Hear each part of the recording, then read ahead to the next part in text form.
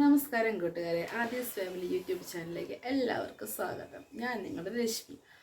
അപ്പം ഞാൻ ഇന്ന് വന്നേക്കുന്നത് എൻ്റെ ലവ് സ്റ്റോറി പറയാൻ വേണ്ടിയാണ്. അതിന് മുന്നേ തൊട്ട് മുന്നേ നിങ്ങൾ കാപ്പിയൊക്കെ കുടിച്ചോ, ചായ കുടിച്ചോ, സുഖമാണ്, എന്തൊക്കെയുണ്ട് വിശേഷം, അവിടുത്തെ ക്ലൈമറ്റൊക്കെ എങ്ങനെ പോകുന്നു, ചൂടൊക്കെ എങ്ങനെ പോകുന്നു? ഇപ്പോൾ ഭയങ്കര ചൂടാണ് എല്ലായിടത്തും. ചൂടൊക്കെ എങ്ങനെ പോകുന്നു? അപ്പോൾ എന്തായാലും ഞാൻ ഇന്ന് വന്നേക്കുന്നത് ലവ് സ്റ്റോറി പറയാൻ വേണ്ടിയാണ്. ലവ് സ്റ്റോറി ഞാൻ വെച്ചാൽ ലവ് മാരേജാണ്. ഇച്ചാൻ ഹിന്ദുവാണ്, ഞാൻ ക്രിസ്ത്യാനിയാണ്. എൻ്റെ വീട് തിരുവനന്തപുരത്ത് നെയ്യാറ്റിൻകര എന്ന സ്ഥലത്താണ് എൻ്റെ വീട്. ഇച്ചാൻ്റെ വീട് മലപ്പുറത്ത് നിലമ്പൂരിലാണ്. ഞാൻ പറഞ്ഞിട്ടുണ്ടായിരുന്നു.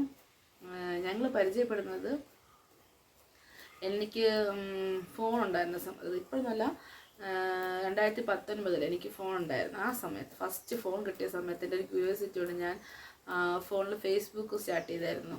ഒരു ഫേക്ക് ഐ ഡി പറഞ്ഞാൽ എൻ്റെ പേരൊന്നുമല്ല, എൻ്റെ പേരുമില്ല, എൻ്റെ ഫോട്ടോയും വയ്ക്കാത്ത ഒരു ഫേക്ക് ഐ ഡി ഞാൻ സ്റ്റാർട്ട് ചെയ്തിട്ടുണ്ടായിരുന്നു.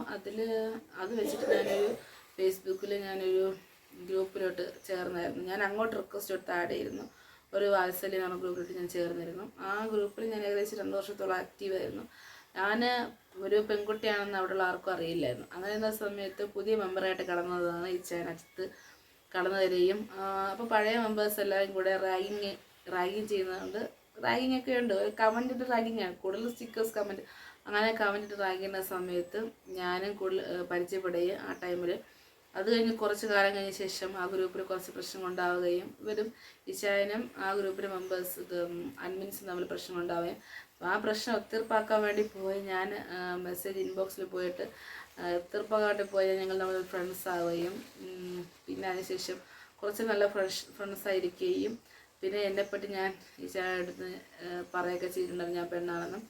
അത് കഴിഞ്ഞ് ഞങ്ങൾ തമ്മിൽ പ്രണയം തുറന്നു പറഞ്ഞു. അത് കഴിഞ്ഞ് കുറച്ച് കാലമൊക്കെ ഞങ്ങൾ മുന്നോട്ട് ഒരു കുഴപ്പമില്ലാതൊക്കെ മുന്നോട്ട് പോകുമായിരുന്നു. അപ്പം അതിൻ്റെ ഇടയ്ക്ക് എൻ്റെ പ്രേമം വീട്ടിലെ പോരാളി അമ്മ പിടിക്കുകയും, അമ്മ പറഞ്ഞു, മക്കളെ, ഇത് പ്രേമിക്കാത്ത ലോകത്താരില്ല, പക്ഷെ എന്തെങ്കിലുമൊക്കെ ഉണ്ടെങ്കിൽ അത് അമ്മയടുത്തും പപ്പയടുത്തും തുറന്ന് പറയണം, അമ്മയും പപ്പയും നടത്തി തരും. അതുമാത്രമല്ല, അവൻ്റെ അച്ഛൻ്റെയും അമ്മയടുത്തും പറയണം, അവർ ഞങ്ങൾ തമ്മിൽ ആലോചിച്ച് നിങ്ങളെ കല്യാണം നടത്തി തരാം, കല്യാണം കഴിക്കണം ആഗ്രഹമുണ്ടെങ്കിൽ. അത് ഇപ്പോഴല്ല, നിങ്ങൾക്ക് ടൈം ഇനിയുണ്ട്, കാരണം നിങ്ങൾ കുഞ്ഞു കുട്ടികളാണ് എന്നൊക്കെ അമ്മ അന്ന് കുറേ ഉപദേശിച്ചു. അതുപോലെ തന്നെ അത് പപ്പയും പറഞ്ഞിട്ടുണ്ടായിരുന്നു. പക്ഷേ പ്രായത്തിൻ്റെ ഒരു എടുത്തുചാട്ടം കൊണ്ടായിരിക്കാം അത് ഞാൻ ആ വാക്ക് കേട്ടില്ല. ഞാൻ ആ സമയത്ത് പക്ഷെ അപ്പോൾ അമ്മ എടുത്ത്, ശരി അമ്മ, ഞാൻ ഇപ്പോൾ കുറച്ച് കാലത്തേക്ക് എനിക്കൊരു ടൈം വേണം, എനിക്ക് ജോലിക്ക് പോകണമെന്ന് പറഞ്ഞിട്ട് ഞാൻ കസ്റ്റമർ കെയർ എക്സിക്യൂട്ടീവ് പഠിക്കാൻ പോയി, CCA പഠിക്കാൻ പോയി. 2018 ചെന്നൈയിൽ ജോലിക്ക് ചേർന്നു. 2017 ജോലിക്ക് ചേർന്നു. ആ ടൈമിൽ എനിക്ക് ജോലിക്ക് പോകണമെങ്കിൽ എനിക്കൊരു ഫോണിൻ്റെ ആവശ്യമുണ്ടായിരുന്നു.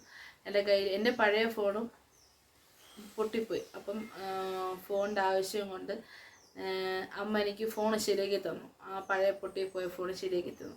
ഞാൻ എന്ത് ചെയ്തു, അമ്മയ്ക്കും പപ്പയ്ക്കും എന്നോടുള്ള വിശ്വാസം കൊണ്ട് അവർ ഫോൺ ശരിയാക്കി തന്നു. ഞാൻ ചെന്നൈയിൽ ജോലിക്ക് പോയിട്ട് എൻ്റെ ലവ് വീണ്ടും തുടർന്നുകൊണ്ടായിരുന്നു. ഞാൻ അവിടെ വെച്ച് ചെയ്യാനും ഞാൻ വീണ്ടും കോൾ ചെയ്യുകയും, അപ്പം ഞങ്ങൾ പ്രേമം മുന്നോട്ട് പോവുകയും ചെയ്തു. അതിനുശേഷം ഞാൻ 2018 ഒരു ഫെബ്രുവരി മാർച്ച് ആ ടൈമിൽ ഞാൻ നാട്ടിൽ വന്നപ്പോൾ നാട്ടിൽ വന്നപ്പോൾ എന്നെ കൊണ്ടാക്കി വന്നത് ഇച്ചായാണ്. കാരണം ഇച്ചായ ചെന്നൈയിൽ അവിടെ ഒരു ഇൻ്റർവ്യൂ ഉണ്ടായിരുന്നു.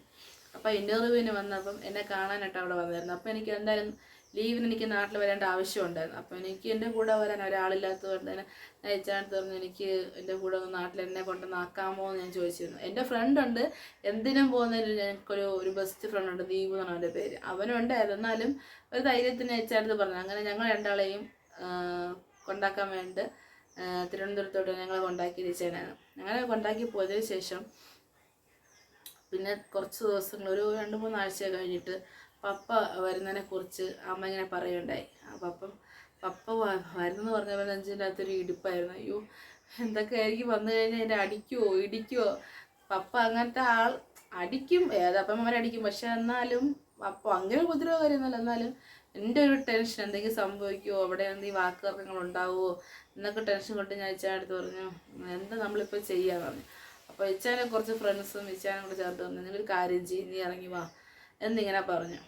അപ്പം ഞാനും വിചാരിച്ചു. അപ്പോൾ പെട്ടെന്ന് വേറെ ഒന്നും ഞാൻ ചിന്തിച്ചില്ല, എൻ്റെ മൈൻഡിൽ വേറെ ഒന്നുമില്ലായിരുന്നു. ശരി എന്നൊക്കെ പറഞ്ഞിട്ട് ഞാൻ മെയ് 26-ാം തീയതി സൺഡേ 26-ാം തീയതി സൺഡേ ഞായറാഴ്ച രാവിലെ വെളുപ്പിന് ഒരു കത്ത് എഴുതി വെച്ചിട്ട് ഞാൻ അങ്ങോട്ട് ഇറങ്ങിപ്പോന്നു.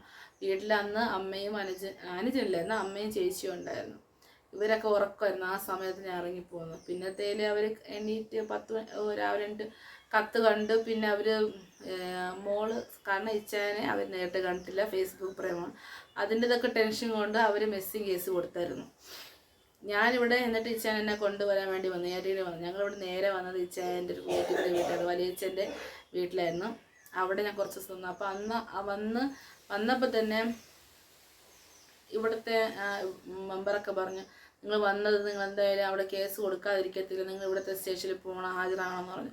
ഞങ്ങൾ ഇവിടുത്തെ സ്റ്റേഷനിൽ പോയപ്പോൾ ഞങ്ങൾ പറഞ്ഞു, എൻ്റെ സ്ഥലം ചോദിച്ചു. ഞാൻ സ്ഥലം പറഞ്ഞപ്പോൾ അവിടെ സ്റ്റേഷനിൽ വിളിച്ച് ചോദിച്ചപ്പോൾ കേസ് മിസ്സിങ് കേസ് ഫയൽ ചെയ്തിട്ടുണ്ട്, നിങ്ങൾ നാട്ടിൽ പോയിട്ട് ആ മിസ്സിങ് കേസിൻ്റെ അത് ഒത്തീർപ്പാക്കണം എന്ന് പറഞ്ഞിട്ട് ഞാൻ അടുത്ത് പറഞ്ഞു. അങ്ങനെ 26-ന് ഞാൻ അവിടെ നിന്ന് തിരിച്ച് 27-ാം തീയതി ഇവിടെ നിന്ന് 28-ാം തീയതി തിരിച്ച് വീണ്ടും അങ്ങോട്ട് പോവുകയാണ്.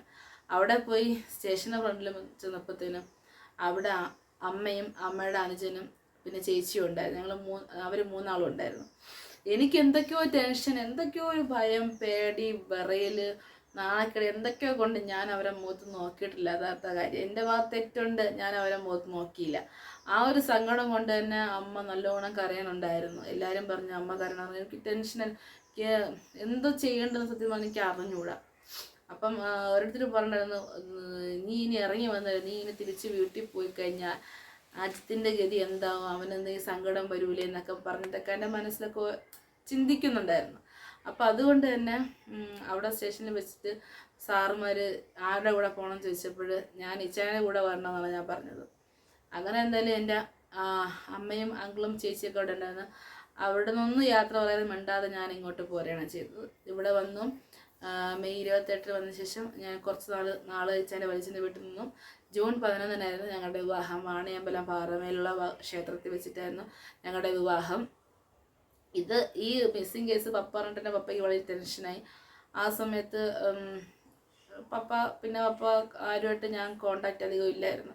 എന്നാലും നൈസിലെ അമ്മയ്ക്കൊക്കെ കുറേ ദിവസങ്ങൾ കഴിഞ്ഞ ശേഷം ഞാൻ അമ്മയ്ക്ക് മെസ്സേജൊക്കെ ചെയ്യുമായിരുന്നു. സെപ്റ്റംബർ ആ വർഷം 2018 സെപ്റ്റംബർ പപ്പ ഗൾഫിൽ നിന്ന് നാട്ടിൽ വരുന്നു. ഞങ്ങൾ പിന്നെ ഞാൻ ഇച്ചാനും കൂടെ എൻ്റെ വീട്ടിലോട്ട് പോകുന്നു. അവിടെ പോയിട്ട് ചെന്ന് കയറിയപ്പോൾ പപ്പ വേറൊന്നും പറഞ്ഞു, ഞായറാഴ്ച ആയതുകൊണ്ട് പപ്പ പള്ളിയിൽ പോകുന്ന തിരക്കിലായിരുന്നു. വരും എന്നൊക്കെ പറഞ്ഞ് അകത്ത് കയറി.